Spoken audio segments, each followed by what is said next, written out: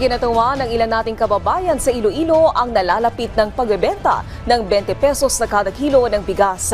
Tiniyak naman ng NFA Western Visayas na may sapat silang stock ng bigas para sa implementasyon ng programa. Si Nina Oliverio ng PTV Cebu sa Balitang Pambansa.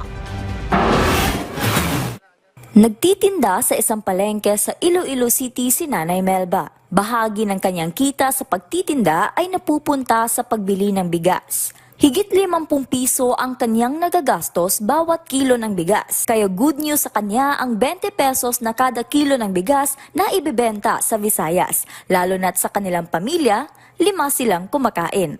Matagal na namin hinihintay yun, ma'am, yung 20 pesos na bigas po. Mas napapasalamat ako sa ngayon kung may lunsad talaga at maibigay sa amin yung ganitong presyo ng bigas. Napapasalamat ako sa kasalukuyang administrasyon na naipatupad nila yung mababang presyo ng bigas. At marami silang matutulungan sa amin. Nitong Lunes ay inilunsad ng provincial government ng Iloilo ang kanilang executive order sa pagpapatupad ng programang Sipag at Tiyaga for More Progress sa Bagong Pilipinas. Sa ilalim nito, ipatutupad ang pagbibenta ng 20 pesos na bigas. Section 3, the 20 pesos per kilogram rice para sa bayan, Sipag at Tiyaga for More Progress sa Bagong Pilipinas, together with the DA and the DOH and such other partners that the program develops, shall implement the President's program of 20 kilograms rice para sa bayan, or we call it RTB at 20.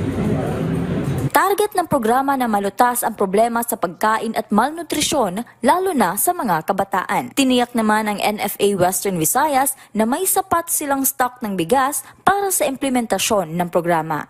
Ang figures po natin, rice-wise ho, we have 105,000 bags at 50 kilograms of NFA rice. Ang palay naman po natin, 1.5 million bags po. So, sa Region 6 ho, marami ho tayong bodega. We have 21 and around 60 to 85% puno po ang mga bodega po natin.